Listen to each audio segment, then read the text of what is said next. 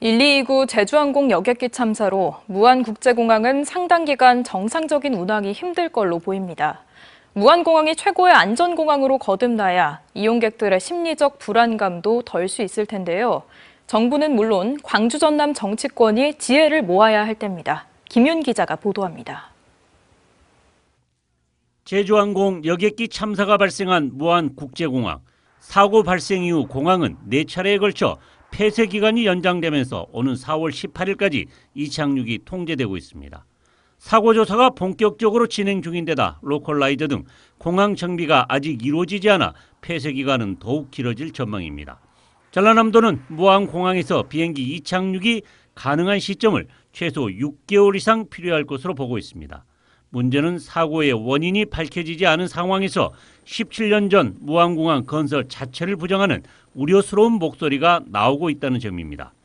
철새가 많은 곳에 건설됐다, 활주로가 짧다 등 무안공항이 정치 논리로 건설됐다며 고추 말리는 공항이라는 지역 폄하 보도까지 이어졌습니다.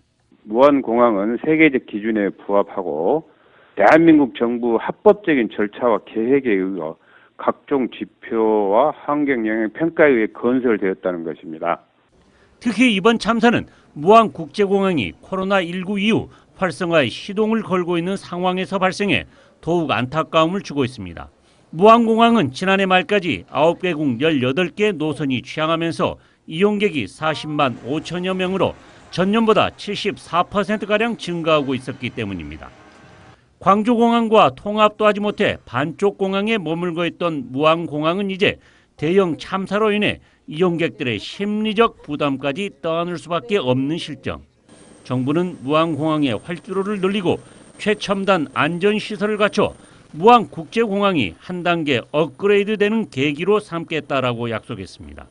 정부의 노력과 별개로 무안공항을 정상화하기 위한 광주시와 전남도, 무안군의 대승적인 협력도 절실히 요구되고 있습니다. 우리 도는 광주시와 무안군과 함께 공항 통합 이전에 대한 해결 방안 마련을 위해 적극 노력해 나가겠습니다. 또한 광주시와 전라남도, 무안군이 3자 회동을 통해 국토선항권 관문공항으로서 무안공항의 주의를 선언하는 것도 유력한 방안으로 제기되고 있습니다. 그렇습니다. 선언적 의미도 중요하고요. 또 실질적인 협상도 필요합니다. 1229 제주항공 여객기 참사가 발생한 무안국제공항.